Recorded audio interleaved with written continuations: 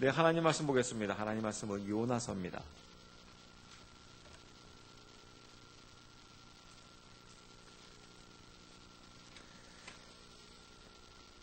요나서 2장 1절부터 요나서 2장 1절부터 말씀 보기를 원합니다. 요나서 2장 1절부터 10절까지 말씀 볼게요. 1절부터 말씀 봅니다. 그때 요나가 물고기 뱃속에서 주 자기 하나님께 기도하며 이르되 내가 내 고난으로 인하여 주께 부르짖었더니 그분께서 내 말을 들으셨고 내가 지옥의 뱃속에서 부르짖었더니 주께서 내 목소리를 들으셨나이다. 주께서 나를 깊음 속으로 바다들 한가운데로 던지셨으므로 넘치는 큰 물이 나를 애워쌌고 주의 모든 큰 물결과 파도가 내 위에 넘쳤나이다. 그때 내가 말하기를 내가 주의 눈앞에 쫓겨났을지라도 다시 주의 거룩한 전을 바라보리이다 하였나이다. 물들이 나를 애워싸되 혼까지 애워쌌으며 기품이 나를 둘러맞고 해초가 내 머리를 감쌌나이다. 내가 산들의 밑바닥까지 내려갔으며 땅이 자기 빗장들과 함께 영원히 내 곁에 있었사오나 오 주 내 하나님이여 주께서 내 생명을 썩음에서 끌어올리셨나이다. 내 혼이 내 속에서 기진할 때 내가 주를 기억하였더니 내 기도가 주께 이르렀으며 주의 거룩한 전에 이르렀나이다. 거짓되고 헛된 것들을 준수하는 자들은 자기들의 국류를 버리오나 나는 감사의 목소리로 주께 희생물을 드리며 내가 서원한 것을 갚겠나이다. 구원은 주께 속하나이다 하니라. 주께서 그 물고기에서 말씀하시매 물고기가 요나를 육지에 토하여 내니라. 아멘. 네, 즐거운 수요일 저녁입니다. 제가 여러분에게 드릴 말씀은 그 요나서에 나타난 하나님의 나라라는 그 큰 주제고요. 소주제로는 요나의 회개와 내려놓음이라는 제목을 가지고 그 하나님의 그 말씀을 전하기를 원합니다. 특히 여러분, 저희가 저번에 이렇게 수요일날 계속해서 여러분들에게 말씀드렸었는데요. 그 룻기서에 나타난 하나님의 나라, 또 이렇게 요나서에서 나타난 하나님의 그 나라, 이 부분을 보면서 그 하나님의 그 나라가 어떻게 해서 그 이루어지고 또 어떻게 성취되어지는지 우리가 말씀을 통해서 알 수 있다는 거예요. 특히 여러분 우리가 그 말씀 한 구절 그대로 여러분 요나서 말씀을 두면서 그 말씀을 저희가 찾아보기를 원하는데요. 그 마태복음 12장, 마태복음 신약 성경의 마태복음 12장 그 39절에 주님께서 이 요나의 이 표적에 대해서 말씀해주고 있거든요. 그 마태복음 12장 39절 이렇게 나와 있습니다. 그분께서 그들에게 응답하여 이르시되 악하고 음란한 세대가 표적을 구하나 대언자 요나의 표적 외에는 아무 표적도 이 세대에 주지 아니하리라 라고 하면서 이 악하고 음란한 세대에게 내가 표적을 보이기를 원한다. 너희들이 표적을 보이기를 원하는데 웬만한 표적 가지고는 너희들이 끔찍도 하지 않기에 이 음란하고 악한 세대에 가장 강력한 그 표적을 그 너희들에게 보이기를 원한다라는 거예요. 그래서 그 표적이 바로 무엇이냐? 바로 요나의 그 표적이라는 것입니다. 그럼 여러분 보세요. 우리가 지금까지 그 요나서를 통해서 알고 있는 것은 하나님께서 그 니느웨의 그 멸망에 대해서 말씀하셨고 그 요나를 통해서 요나야 니느웨가 멸망할 것이니 그 니느웨 성에 가서 그 멸망을 외쳐라. 근데 이 요나가 불순종하여서 이런 상황에 처했다. 그렇게 이제 우리가 이렇게 말씀을 통해서 이해할 수 있는데요. 물론 그렇게 이해한다고 해서 그것이 꼭 틀리다고 할 수는 없어요. 그러나 우리가 알 수 있는 것은 바로 무엇이냐면 예수님께서 그 요나의 그 표적을 지금 언급하시고 있거든요. 그 요나의 그 표적을 언급하실 때는 여기에는 굉장히 그 하나님의 그 나라를 그 이루려는 여기에 하나님의 큰 뜻이 있다는 것입니다. 왜냐하면 여러분 이렇습니다. 하나님께서 니느웨를 멸망을 예견하셨어요. 그래서 요나에게 외치라는 거예요. 근데 요나가 불순종했어요. 그러면 여러분 니느웨에 단순히 그냥 니느웨에 회개를 외치는 데에 목적이 있다고 하게 되면 그럼 요나는 그냥 없애버리면 돼요. 굳이 요나를 막 그냥 지금 이런 과정을 통해 가지고 그 니느웨로 보낼 이유가 없다라는 거예요. 그렇죠? 하나님 그 니느웨를 구원하기 위해서 하나님께서 니느웨를 구원하고자 하는 그 분명한 그 뜻이 있다고 했을 경우 굳이 여러분 요나 이렇게 해가지고 보낼 필요가 뭐 있겠습니까, 여러분? 요나가 말 안 들어요. 그럼 여러분 그 시대에 요나밖에 없을까요? 그렇지는 않죠. 딴 선지자 보내면 되는 것입니다. 그런데 요나를 굳이 안 가겠다고 하는 그 요나를 굳이 지금 이런 사건들을 일으키면서 그 요나를 통해서 니느웨를 구원하시고자 하는 그 하나님의 그 깊은 뜻이 있다라는 거예요. 이 면을 우리가 그 하나님의 그 뜻을, 그 하나님의 마음을 깨닫자라는 것입니다. 단순히 여러분 이 사건이 그 니느웨를 구원하는 그 과정으로 우리가 여기서 하나의 좀 좋은 교훈을 얻자라고 여러분 그렇게 우리가 말씀을 적용하게 되면요, 완전히 이 말씀을 우리는 잘못 적용하게 되는 것입니다. 하나님께서 이 니느웨란 그 이방을 구원하시기 위해서 지금 하나님께서 어떠한 작업을 하시는지, 즉 이 요나의 표적을 통해서 바로 그 이방인, 즉 그 니느웨는 지금 이방을 의미하고 있지 않습니까? 그 이방인인 우리를, 나를 다시 구원하시기 위해서 요나의 표적을 하나님께서 일으키고 있다는 거예요. 근데 이 요나의 표적이 누구의 표적이냐? 바로 예수님의 표적이라는 것입니다. 그래서 이 요나의 표적을 통해서 지금 보여주고 있는 거예요. 그래서 니느웨는 단순히 지금 과거에 그냥 이방 나라 니느웨로 끝나서는 안 된다는 거예요. 왜냐하면 주님께서 분명히 이 표적은 요나의 표적으로서 나의 표적이라고 이야기하고 있는 거예요. 그럼 여러분 예수님께서 이 요나의 표적이 예수님 자신의 표적이라고 한다고 하게 되면 이 니느웨는 바로 어디겠습니까, 여러분? 바로 이방 우리잖아요. 이 이방을 구원하시기 위해서 지금 이 일이 벌어지고 있다라는 거예요. 그래서 여러분 이것을 우리가 이 말씀을 통해서 알아야 한다라는 거예요. 지금 이 니느웨를 하나님께서 지금 구원하시고자 하는 그 하나님의 그 마음, 그 하나님의 그 마음 속에서 그 하나님의 경륜을 엿볼 수 있다는 것이죠. 그래서 그 열방을 하나님께서 구원하시기 위해서 지금 그 주님을 통해서 어떠한 그 일들이 이루어지는지. 근데 그 일은 단순히 주님의 일로 끝나는 것이 아니라 반드시 우리의 일이어야 한다는 거예요.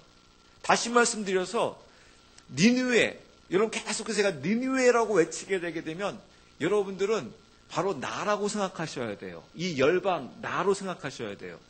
하나님께서 나를 구원하시기 위해서 지금 어떻게 하시고 있는 것인가?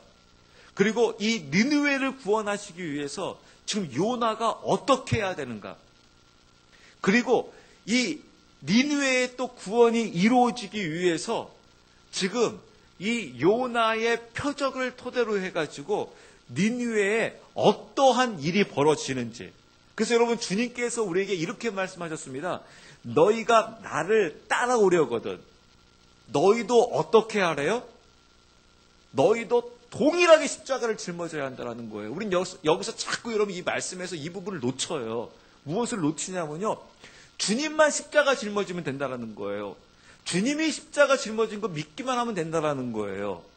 그러면 우리는 구원받았다는 거예요. 성경은 아니에요. 그게 아니라는 것입니다. 성경에서는 내가 십자가를 짊어진 것처럼 너희도 동일하게 십자가를 짊어져야 한다는 거예요. 이것이 요나서에서 뭐라고 이야기하고 있냐면요, 그 요나서를 통해서 니느웨인 이 열방을 구원하기 위해서 지금 요나에게 어떠한 일이 벌어지는가, 오늘 그 부분을 집중적으로 다루면서요, 그 요나에게 이루어졌던 이 사건이 니느웨 백성에게도 동일하게 이루어져야 한다는 거예요. 만약에 니느웨 백성에게 동일하게 나타나지 않는다고 하게 되면, 단순히 요나에게서만 이 표적으로 나타난다고 하게 되면 니느웨에는 구원이 없다라는 거예요. 그 예로 아까 그 마태복음에 주님께서 말씀하시는 거예요. 너희가 나를 쫓아오려고 하느냐? 이 십자가의 사건이 나의 사건으로만 끝나게 된다고 하고, 끝나며 너희들은 믿기만 한다고 하게 되게 되면 그것은 구원이 아니라는 거예요. 우린 지금까지 계속해서 그렇게 알고 있어요. 십자가의 사건은 예수님의 사건이고, 그 예수님의 사건은 우리는 믿기만 하면 된다 라고 하면서 우리는 믿으면 돼요. 주님 믿어요 라고 한다는 거예요. 그것이 아니다라는 겁니다. 믿음이라는 것은 바로 무엇이냐면, 예수님께서 십자가를 지는 그 과정들을 너희도 똑같이 그것을 해나가야 한다는 거예요. 그것이 바로 무엇입니까? 그것이 믿는다라는 거예요. 제가 요새 여러분들 계속해서 그 믿음에 대해서 이야기하잖아요. 왜냐하면 여러분, 이 부분이 너무나 심각하기 때문에 그렇습니다. 우리는 단순히 그냥 아까 말씀드린 대로 요나에게서 이런 사건이 있었구나. 그리고 니느웨 성에서는 단순히 그냥 그 요나의 표적을 통해서 그것을 믿었기 때문에 니느웨 성이 구원을 받았구나. 그래서 예수님에게 십자가의 사건이 있었구나. 그 십자가의 사건을 나는 믿으면 구원을 받는구나 라고 하면서 예수님의 십자가의 사건과 나의 사건이 이게 별개가 돼버려요. 그러니까 문제가 바로 무엇이냐면, 우리가 그 주님의 십자가를 쫓아가지 못하고 있는 거예요. 그래서 나중에 어떠한 일이 벌어지냐면, 우리가 심판대 앞에 섰을 때 주님은 모른다라고 하는 거예요. 근데 우리는 그 부분에서 이해가 안 가는 거예요. 왜 이해가 안 가냐면, 우리가 지금까지 알고 있었던 믿음은 그냥 주님이 십자가 못 박혀 돌아가신 것을 나는 믿으면 되는 것인데, 왜 주님은 나를 모른다고 하십니까? 넌 날 모른다. 왜냐하면 내가 똑같이 했던 이 과정들을 너희도 똑같이 이것을 겪어 나가야 한다. 겪어 나가지 않으면 그것은 하나님을 믿는 것이 아니다라는 거예요. 왜냐하면 여러분, 그 요나를 통해서 그 니느웨의 구원이 이루어지기 위해서 지금 요나에게 무슨 사건이 이루어지고 있는지 아십니까? 보세요. 일단 여러분, 그 1장 16절 말씀을 보시게 되면, 여러분, 이 요나의 이 사건이 예수님의 사건이고요. 또 예수님의 사건인 동시에 니느웨의 사건이어야 되고 나의 사건이어야 한다는 거예요. 그래서 그 요나서 1장 그 16절 뭐라고 되어 있냐면요. 그때 그 사람들이 주를 심히 두려워하여 주께 희생물을 드리고 서원을 하였더라. 이 말씀이 무슨 말이냐면요. 그 15절 말씀 보시게 되면, 이처럼 요나를 들어 바다에 던지니 바다가 격렬히 뛰놀기를 그침에, 즉 요나를 바다에 던졌다라는 거예요. 그러니까 요나를 바다에 던졌다라는 것은 요나가 바다에 죽었다라는 것을 의미하는 겁니다. 그래서 이것이 절기로 따지게 되게 되면 유월절을 의미하는 거예요. 그리고 유월절이 바로 무엇입니까? 그 어린 양의 그 보혈의 피가 흘려지는 거잖아요. 그래서 그 어린 양이 죽는 겁니다. 어떻게 해요? 피 흘리며. 그래서 이 유월절이 누구를 통해서 성취되어집니까? 예수 그리스도의 십자가 사건을 성취되어지죠. 예수님께서 어린 양이 되셔가지고 어떻게 합니까? 십자가에서 피 흘리며 죽으세요. 이 사건이 바로 지금 요나의 이 사건이라는 겁니다. 요나가 지금 바다에 던져짐으로 인해서 요나가 죽는 거예요. 그 성경이 이야기하는 대로 바로 이 부분을 이야기하는 겁니다. 옛것은 죽었으니, 옛것은 사라졌으니, 즉 내 옛것이 죽어져야 한다는 거예요. 이게 바로 여러분 그 십자가의 사건이고 십자가의 길이고 생명의 길이라는 겁니다. 생명 앞에서 내가 다시 생명으로 솟아나기 위해서는, 생명을 솟아나기 위해서는 다시 어떻게 해야 돼요? 반드시 죽어야지 살아날 수가 있는 거예요. 여러분, 죽지 않는데 여러분 살아날 수 있습니까? 없습니까? 살아날 수가 없는 거예요. 그래서 반드시 죽어야 되는 거예요. 그래서 여러분, 요나가 지금 니느웨의 구원을 위해서, 자신의 구원뿐만 아니라 니느웨의 구원을 위해서 요나에게 지금 무슨 일이 이루어지냐면, 요나가 먼저 지금 죽어져야 되는 거예요. 바로 하나님의 아들이신 독생자 예수 그리스도도 죽어져야 한다는 겁니다. 뭐 앞에서요? 한 번만 따라 하실래요? 죄 앞에서. 제가 여러분 당당하게 이렇게 말씀드릴 수 있어요. 여러분 죄 없으신 분은 안 죽으셔도 돼요.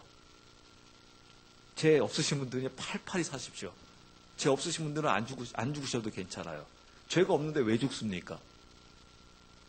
죄가 있으신 분만 죽으셔야 합니다. 그래서 여러분 근데 예수님께서는 여러분 보세요. 죄 없으신데 죽으셨죠. 그래서 예수님 누구의 죄를 짊어집니까? 온 인류의 나의 죄를 짊어지잖아요. 그래서 예수님도 죽어야 되는 거예요. 그 죄 앞에서 죽어야 되는 거예요. 그래서 여러분 아까 말씀드린 제가 죄 없으시면 안 죽으셔도 됩니다. 그렇지만 죄가 있다라고 여러분이 믿으시고 인정하시면 반드시 죽어야 합니다. 지금까지 여러분 이 부분은 바로 누구의 사건으로만 끝났습니까? 요나의 사건으로만 끝나게 해버렸습니다. 단순히 예수님의 사건으로만 끝났습니다. 근데 이게 아니었습니다. 앞으로 여러분 이 사건이 니느웨에도 동일하게 이루어져야지 니느웨에 구원이 있는 것입니다. 니느웨의 구원이 있기 위해서는 이 요나의 사건이 단순히 요나의 사건으로 끝나서는 안 된다는 겁니다. 그럼 니느웨에게서는 생명이 솟아날 수가 없다는 거예요. 그 성경에서는 말합니다. 너희가 새 것이 되려고 하느냐. 그 새 것이 되기 위해서는 반드시 죽어져야 한다는 거예요. 어디 앞에서요? 십자가 앞에서요.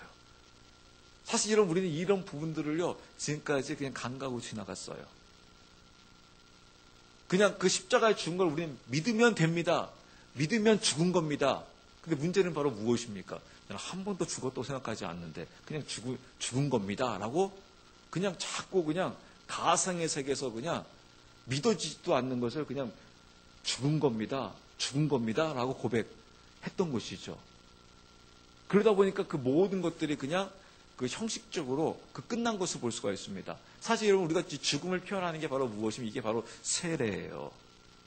이런 세례가 그래서 얼마나 여러분 중요한 것이고 세례가 사실 얼마나 심각한 건지 모릅니다. 그래서 왜냐하면 하나님 주님께서 우리에게 이렇게 질문 한마디만 딱 던지면 괜찮아요. 제가 뭔가 딱 무엇인가를 제 육신의 정욕으로 살려고 했을 때 주님께서 저에게 제 목사, 네 주님, 너 세례 받았어? 네 주님 세례 받았습니다.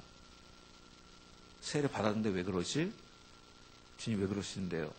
세례 받았는데 팔팔 살아있네. 세례가 뭐야? 네 주님, 제가 죽었다고 하는 겁니다. 그러면 죽어야지. 근데 왜 자꾸 너 자신이 살아나려고 그래? 너의 이름을 왜 드러내려고 그래? 네가 왜 섭섭해하려고 그래? 왜 너의 주장대로 하려고 그래? 네가 죽은 자가 어떻게 결정할 수 있어? 네가 임의로 다 모든 걸 다 결정하고 통보하고 있네? 그리고 하나님을 향하여 입으로는 주님은 토기장이요 저는 토기입니다라고 하면서 토기장을 향하여 토기장님 이렇게 만드소서. 이렇게 만들지 않으면 저 썩냅니다. 제가 마음에 드는 방식으로 만들어 주세요. 사실 여러분 성경에 그런 법이 없어요. 하나님께서는요 토기장이신 분이요 마음이 약해가지고요 힘이 없어가지고요 토기가 협박하는 대로 그래 네가 정 그렇다고 하면 내가 그렇게 빚어줄게 라고 하면서 그 협박에 못 이겨가지고 그렇게 빚어주지 않습니다. 우리 부모님하고는 다릅니다. 우리 부모님들은 힘이 없어요. 누구한테요?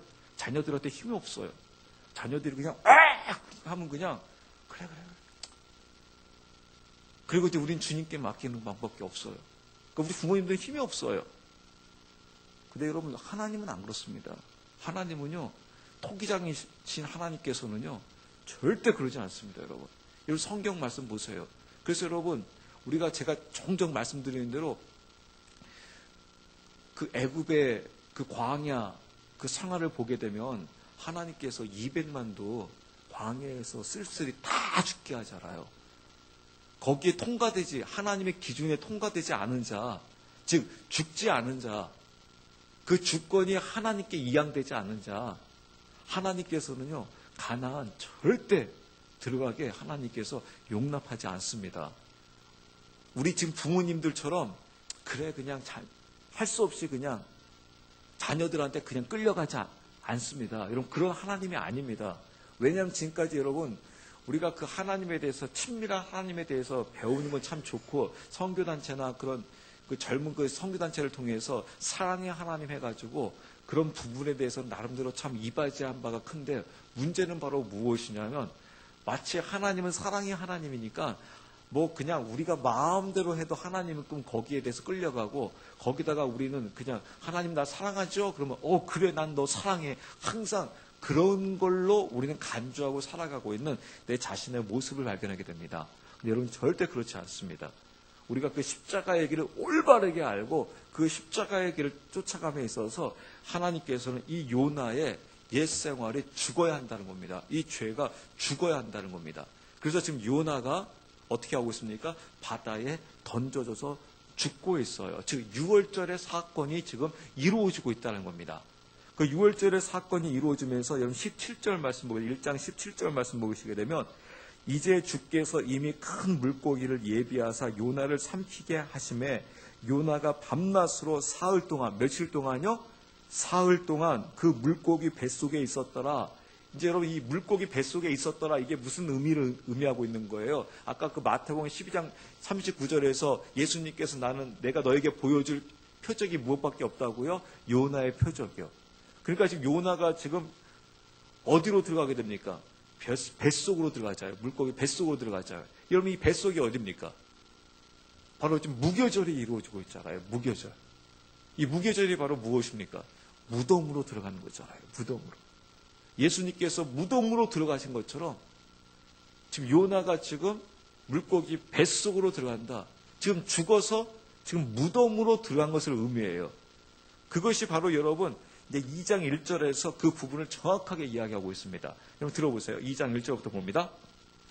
그때 요나가 물고기 뱃속에서 주 자기 하나님께 기도하며, 그러니까 누구에게 기도하고 있어요?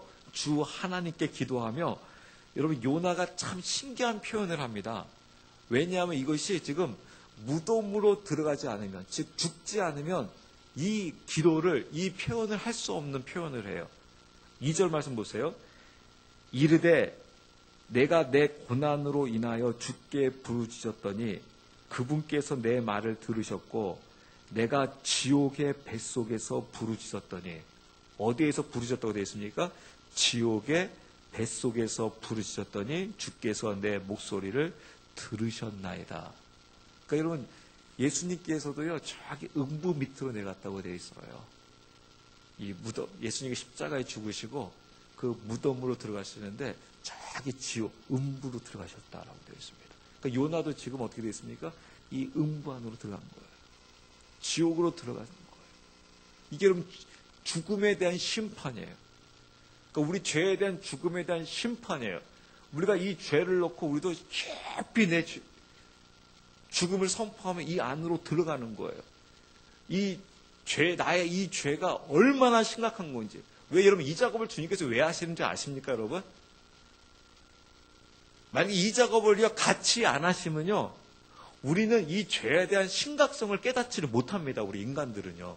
그냥 하나님께서 그냥 주님께서 대신 십자가 짊어지시고 주님께서 대신 죽어주시고 너희는 이것을 믿기만 하면 된다. 그러면 여러분 우리는 어떤 일이 벌어지겠습니까? 죄에 대해서 우리는 이것이 죄가 얼마나 심각한 것이며 나의 이 죄가, 이 심각한 죄가 찢겼다라는 사실을, 이 사실을 깨닫지를 못하게 돼요. 이 십자가의 사건이 우리에게 있어서는 별것도 아닌 게 된 겁니다. 왜냐하면 지금 나라는 존재로 인해서 나의 그 죄로 인해서 그 죄가 얼마나 심각한 무서운 죄냐면 하나님께서 그 독생자 예수 그리스도를 지금 버리셔가지고 저기 음부 밑으로, 저기 지옥 밑으로 떨어뜨려야 하는. 여러분 그걸 생각해 보세요. 사랑하는 그 아들을요 완전히 그냥 피 흘리시게 하고 갈기갈기 찢겨가지고 저기 지옥 밑으로 내던져야 하는. 좀 이걸 제가 좀 실감나게 표현한다면 이렇게 좀 표현할 수 있겠습니다. 내 사랑하는 자를요 갈기갈기 찢어가지고요 저 짐승이 우글거리는데 짐승에 던져버리는 거예요. 그럼 짐승에 던지면 어떻게 되겠습니까? 그 짐승들이, 배고픈 짐승들이 그냥 날뛰면서 막 창자건 살이건 눈이건 다 파먹지 않겠습니까? 그걸 여러분 아버지가 보고 있다고 생각해 보세요. 내 눈에서 지금 내 아들이 죽은 것도 막 가슴 아파 미치겠는데 그 맹수들이 그냥 살점들을 다 뜯어먹고 있는 거예요. 창작은 마음도 뜯어먹고 있는 겁니다.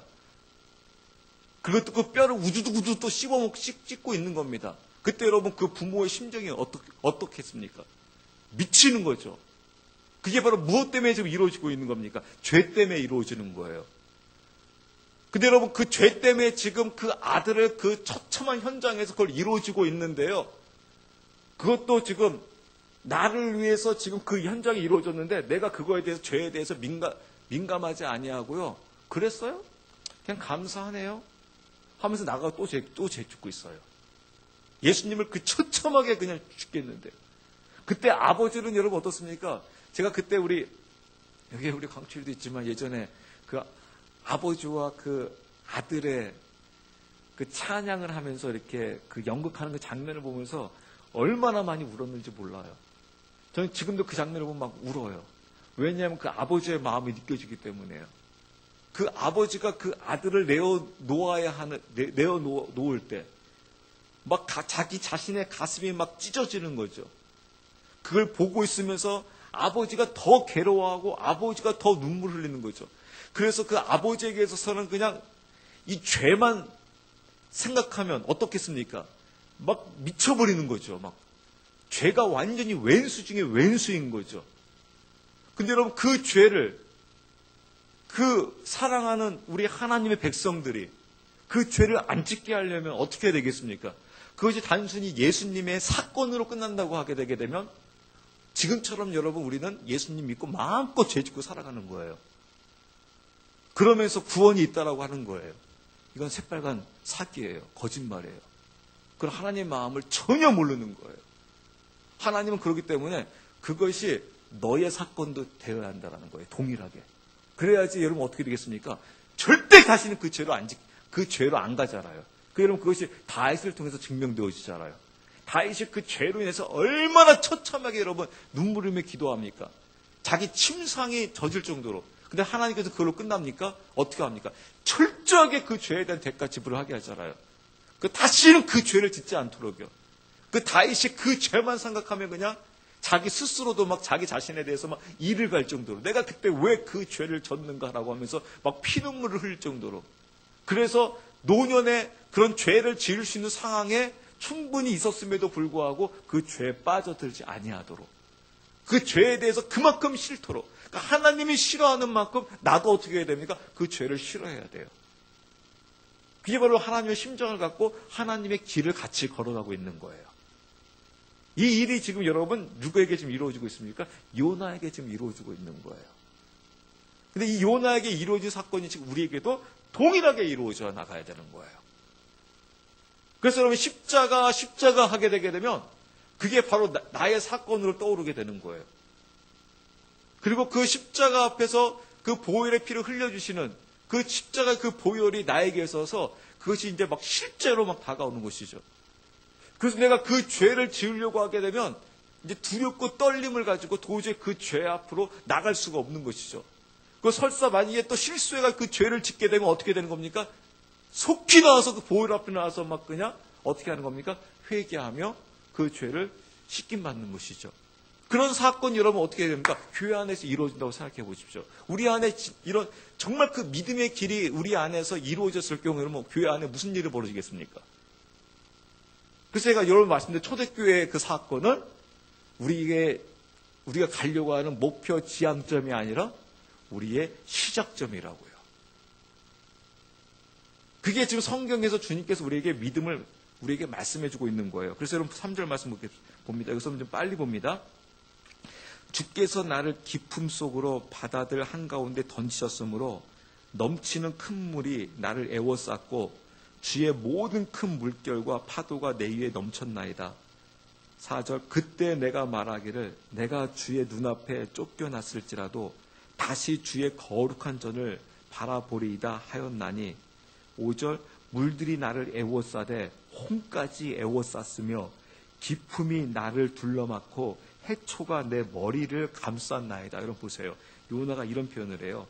물들이 나를 완전히 에워싸되 홍까지 에워쌌으며 기품이 나를 둘러쌌고 해초가 내 머리를 감쌌나이다. 이 죽음이요, 나를 완전히 지금 감싸고 있다는 겁니다.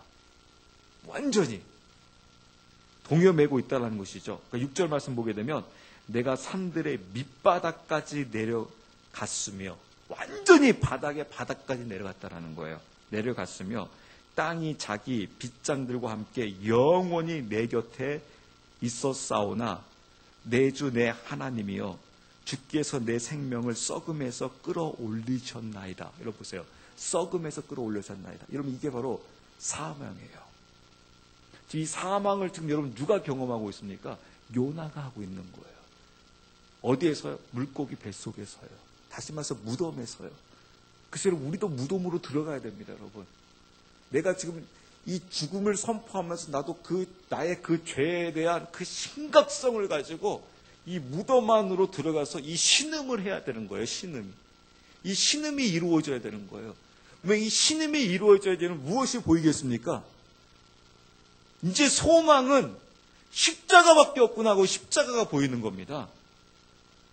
이 신음 속으로 들어가지 않게 되게 되면 여러분 사실 무엇이 안 보이냐면요, 십자가 빛이 안 보입니다. 여러분 내가 여러분 팔팔 살아있는데 내가 살아가는데 아무 문제가 없는데 거기에 그냥 내가 주님만 좀 믿으면 되는데 십자가가 보이겠습니까?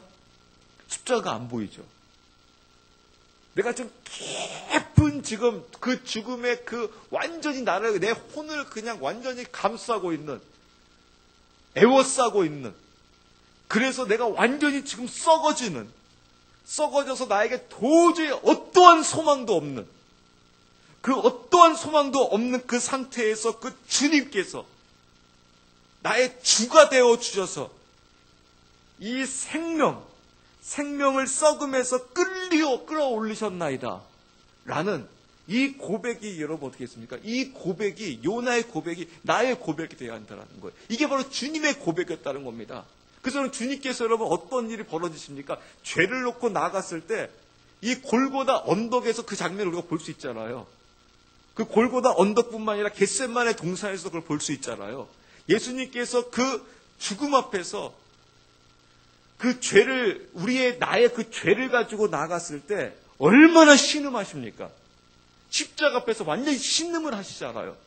이 땀이 핏방울이 되도록 주님 앞에서 주여 이 잔을 미룰 수만 있으면 미루기를 원하나이다. 왜 그렇습니까? 이 죄가 얼마나 끔찍하고 얼마나 무서운 것인지, 그 깊은 흑암이 얼마나 깊은지 그 안으로 들어가서 내 혼이 완전히 그냥 애워싸서 여기서 나의 소망이 없구나, 희망이 없구나. 그래서 주님께서 그 죽음 앞에서, 그 무덤 안에서의 그 주님도 그 신음하고 있는, 그게 바로 무엇입니까? 그게 죄에 대한 죽음이라는 겁니다. 그래서 우리는 한번 이런 질문을 해보는 거예요. 내가 이 죄에 대해 신음해봤냐라는 거예요. 내가 때로는 어떤 인생의 고민 앞에서 때로는 신음할 때도 미치지 않아요. 내가 때로는 사랑하는 사람을 잃어버렸을 때 그 신음하고 있는 그 고통, 때로는 여러분 그 사랑하는 사람을 잃어버렸을 때 그 사람에게 나오는 소리가, 어떤 소리가 나면 짐승 소리가 난답니다. 어떤 사람이 이런 고백을 하더라고요. 잠깐 내 아들을 한 5분간 갑자기 잃어버렸는데 내 이 안에서 무엇이 나오냐면 짐승 소리가 나오더래요. 내 아들 어디 있냐 하는데 갑자기 이 입에서 짐승 소리가 나오더래요. 내 아들을 잊어먹었다고 생각하니까. 그러면 내 아들이 죽었다라고 생각했을 때 그 소리 나오는 그 짐승 소리 같은 그것도 끔찍한데, 내가 완전히 내 혼이 그냥 그 죽음 앞에서 내 혼이 그 에어싸움을, 그 깊은 그 혼란 속에 있었을 때, 그때 그 고통, 그 아픔, 그 신음, 그것을 여러분 어떻게 우리 그리스도인들이 해봤냐라는 거예요. 사실은 사도 바울도 하고 있잖아요. 본인이 내가 죄인 중에 괴수입니다. 오라 공고한 자로다. 이 사망에서 누가 나를 건져내라. 여러분 믿는 자들 이 고백들 다 하고 있잖아요. 근데 여러분 우리 현대인들 보면 믿는 자들의 이 고백이 없잖아요. 우리 이 싫어지는 신음이 없잖아요. 우리 무슨 신음합니까? 처음부터 우리 딱 복음 전하고 하나님은 당신을 사랑합니다. 하나님 당신을 사랑하기 때문에 당신을 구원하여 주셨습니다. 땡. 그러니까 우리 죄에 대해서 신음이 없어요. 그러니까 무엇이 안 보입니까? 십자가가 안 보이잖아요.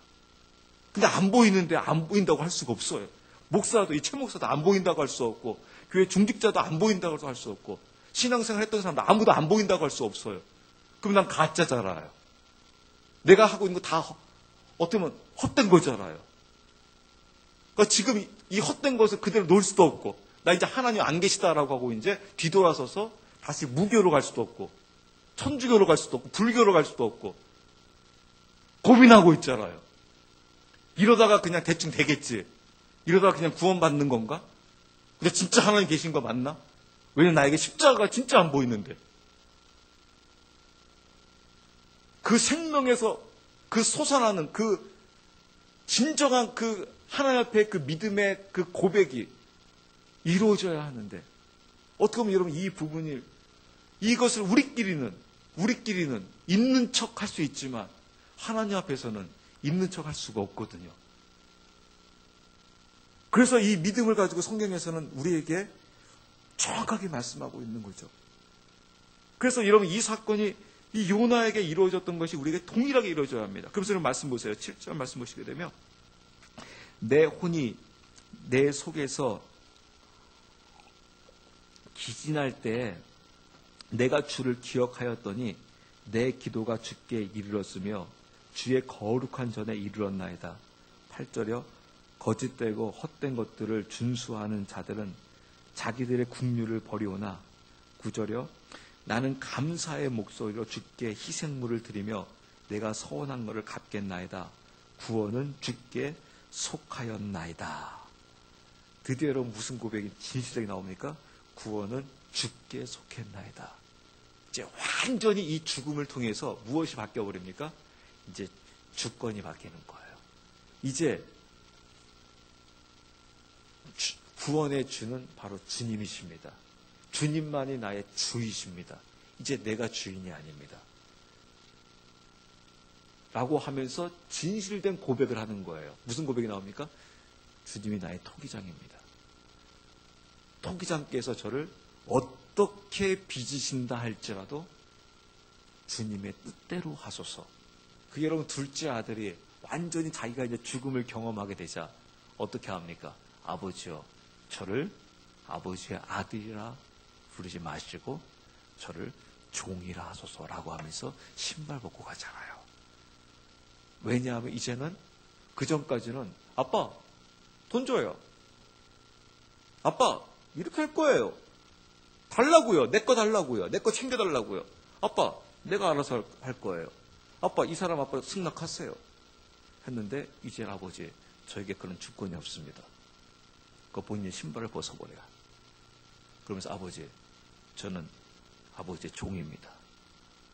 저를 종으로 아버지께 쓰소서 라고 하게 되자 그 아버지가 이제 그 아들을 어떠한 신분을 올려줍니까? 아들이 진짜 이제 죽게 되니까요. 아버지는 그 아들에게 이 반지를 끼워주면서 드디어 아들로서 인정해줘요. 그게 여러분 아버지의 사랑이에요. 내가 종이 되지 아니하고 내가 죽지 아니하고 내가 주인이 돼서 나가면요. 아버지는요. 절대 그걸 인정하지 않습니다. 그런데 내가 이제 종입니다라고 하면서 내가 죽습니다라고 하며 그 주권이 아버지께로 이제 올려드리게 되게 되면 그 아버지가 나를 아들로 인정해줘요. 근데 그 아들은 항상 아버지를 향하여 아버지의 뜻대로 하나이다라고 고백해요. 그래서 그게 바로 예수님께서 말씀하시는 거예요. 예수님의 모습을 보세요. 예수님은요 한 번도요 나의 뜻과 나의 생각대로 한다라고 한 번도 말씀하지 않으세요. 모든 것이 다 누구의 뜻이니라? 아버지의 뜻이니라. 나는 아버지의 뜻이 아니고서는 한마디도 할 수도 없다라고 고백을 합니다. 그래서 무엇조차도 말을 못 하시냐면 그 마지막 때를 뭐라고 하십니까? 나는 몰라. 그럼 무슨 말입니까? 나는 말 못해. 아버지가 허락하지 않았다는 거예요. 아버지가 허락하지 않으니까 예수님조차도 그걸 뭐 합니까? 말 못해요. 아마 저 같았으면 말했을 거예요. 주님께서 딱 알려줬는데 언제입니까?